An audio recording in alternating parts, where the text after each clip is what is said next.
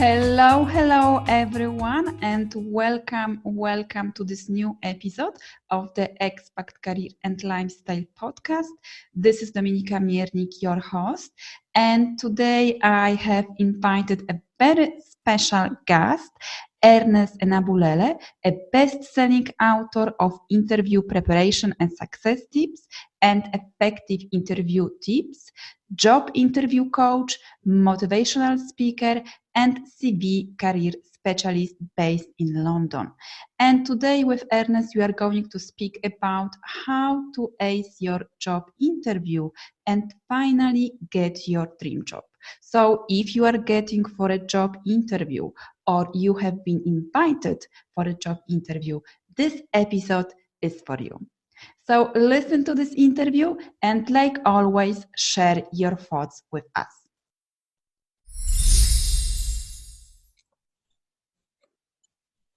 So hello, Ernest. Thank you for being with us today. I am really excited for this interview. So please tell us more about you and what are you doing? First and foremost, it's an honor to be on your podcast show, Dominika. Quite a place. For viewers, my name is Ernest Enabulele. I'm a best-selling author, interview coach, and motivational speaker. I've authored 4 books titled Interview Preparation and Success Tips, How to be Successful at Interview, Effective Interview Tips, and Standard at Job Interview. All these books are geared towards job seekers who are struggling to ace job interviews or those who want a career change. And these books are available on Amazon. Mm-hmm. So how did you become a CV and interview consultant? How did you find this vocation, let's say, this career path? Thank you very much. I was listening to Dr. Moro's YouTube channel on your gift. There's a saying that your gift will make room for you and place you in presence of great men. In the words of Zig Ziglar, if you give enough people what they want, they give you what they want. So I realized that I have a gift in me, not a passion. I'm very good at CVs. I'm very good at preparing candidates for interview based on testimonials I've had for clients that have used my service website in the past. So that gave me the urge to use my gift to write books and also coach candidates for a range of job interviews.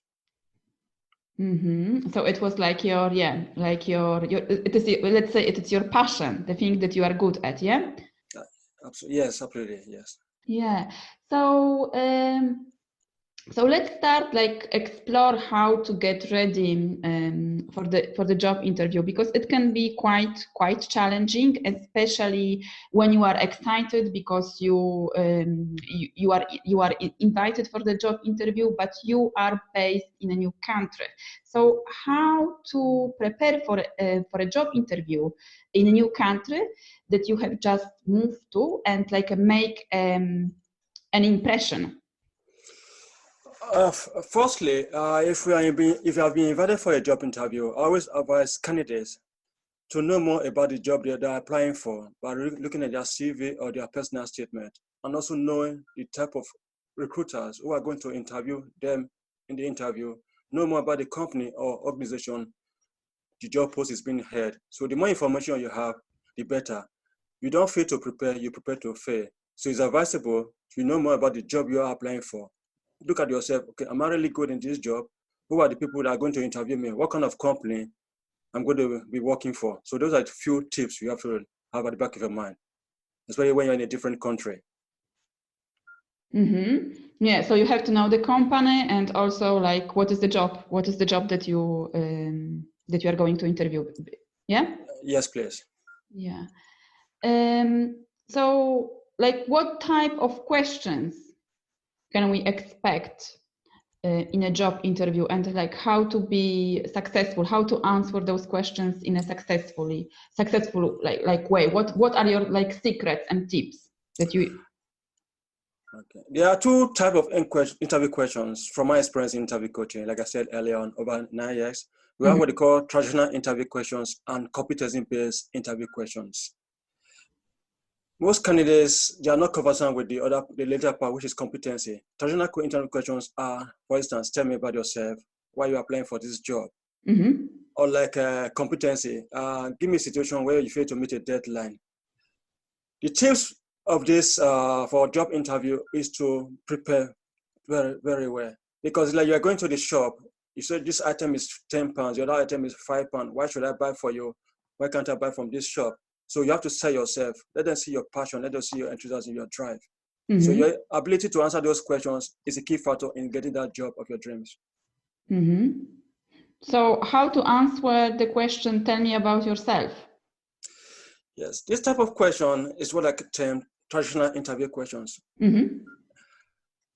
The recruiters, they've already looked at your CV or job description or personal statement, so they know about you.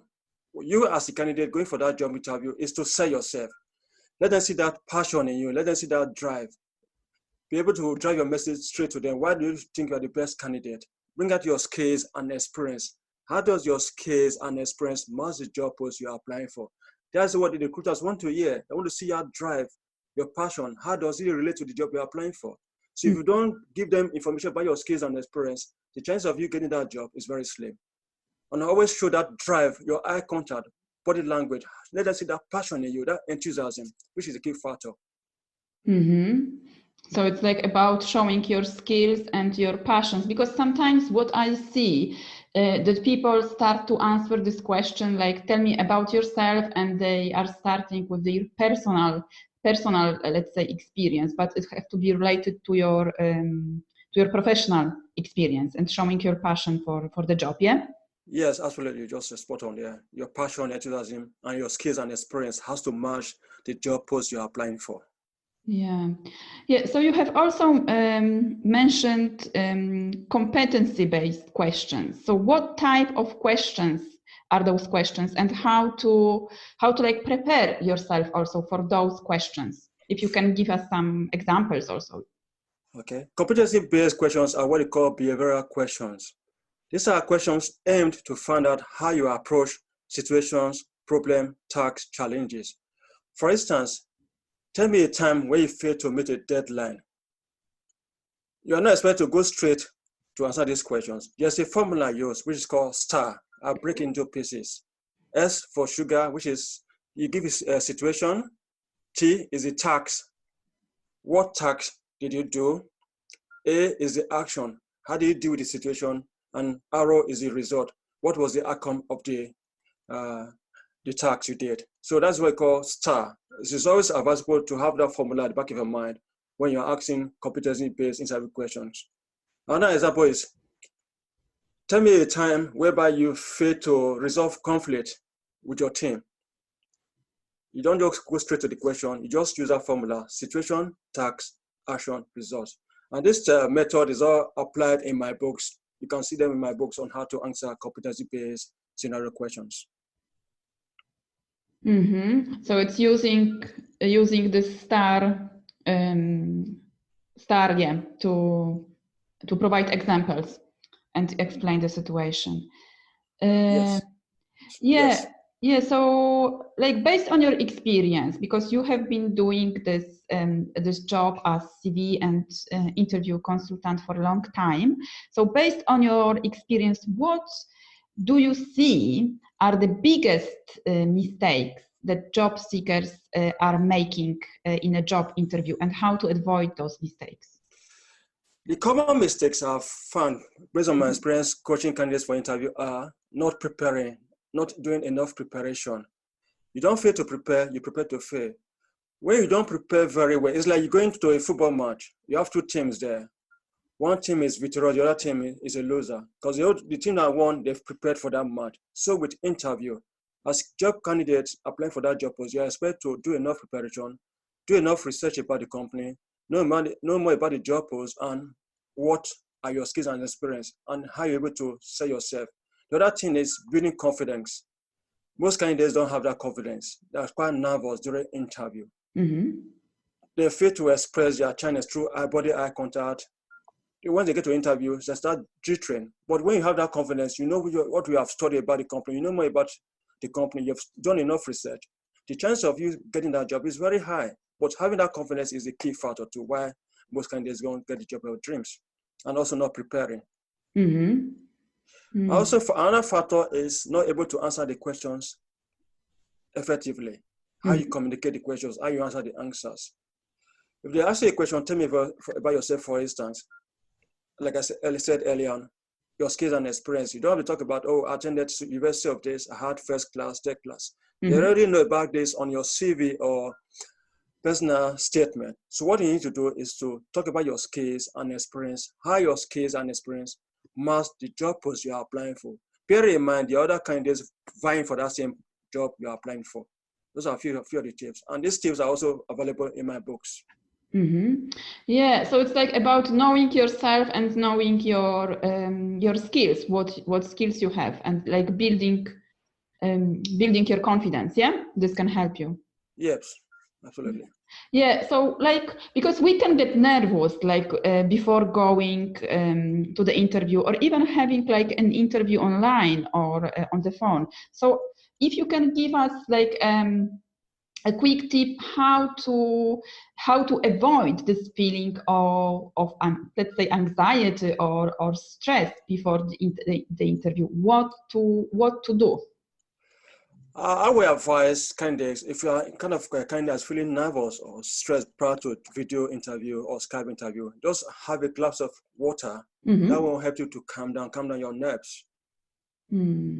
So it's a good tip. And also the way your eye contact very matters a lot. So try and be composed, more relaxing. So once you're able to breathe in very well before the interview, so you be rest assured that during the interview process, your energy will be geared towards that interview. Yeah. So what to do like after the interview? Because sometimes we can, so should I like follow up? Should I send an email, send like a thank you note? What to do after the interview? After the interview, it is advisable to contact them. What happens when, let's say for instance, an interview is conducted today, you give them a week's time, because they have other job seekers that are looking at their performance, so they have to view the results and the outcome. So give them a week's time, send an email to them to remind them that, okay, thanks for giving me that opportunity to be invited for the interview. I'm still awaiting the outcome. So you send a follow-up email or or a thank you mail that thank you for inviting me, that you are still waiting for the outcome. So what another thing I want to say prior to this question is that you have to let them know that you are that confidence, that enthusiasm you show. Say thank you very much for giving me this opportunity to attend this interview. I look forward to working with your company or organization. That shows that you are quite optimistic. So it's always advisable for candidates to be optimistic during job interview. So with regards to the question you just asked now, thank you email is advisable, follow-up email is advisable to be done within a week. Yeah. And what to do, for example, if they do not answer you? You don't have to give up your dreams, because you keep on applying for. If they don't answer you, probably the chances are that you didn't get the job. But it doesn't stop you from applying for more job application, because it's a stepping stone. Because courage is going from failure to failure without losing enthusiasm. So says Winston Churchill. So you have to keep on. If they don't answer you, that shows you didn't get the job. But don't give up. Keep on applying for that job post. Yes, because sometimes, for example, you can hear like from people or from candidates that they did the interview, they sent a thank you note, but they haven't heard from the interviewer. So it can be like discouraging that you weren't successful. But as you say, try another try. It doesn't stop you from applying to different jobs, to another job position. Absolutely, yes. Also, you also request for them to give you feedback about your performance. So with that feedback you have, that will help you to know your weaknesses, and you know how to prepare for the next job interview. Yeah, this is also important, like having a feedback. Yeah, so thank you very much for sharing all those tips with us today, and sharing all the secrets about how to prepare for the interview and what to do after. So where can we find like more information about you? And I know that you have a fantastic free gift for our listeners. So tell us more. Okay, first and foremost, you can find me on my website. I'm going to spell the name and surname together. www.expat, Echo Romeo, November Echo Sugar Tango, Echo November Alpha Bravo Uniform Limo Echo, limoecho.com. And if you want to have a copy of my free gift, which is an ebook, just put your contact details through my contact form of my website, and I will send it to your mailing address as soon as possible. Great. So thank you very much for sharing the gift. So I will put the link to the website and also email so people can contact you and get in touch and also learn more about you and about your book. So thank you very much, Ernest, for being with us today. It's a pleasure being a guest on your broadcast. And I look forward to being in attendance in subsequent interviews with you. Great. So thank you very much. Thank you very much for listening. So tell us, what are your learning points from this interview? What are your challenges when it comes to preparing for the job interview? Share with us your learning points, and I will be back soon with another fantastic guest. So thank you very much and goodbye. Thank you very much. Thank you. It's a pleasure. Thank you, Ernest. Thank you.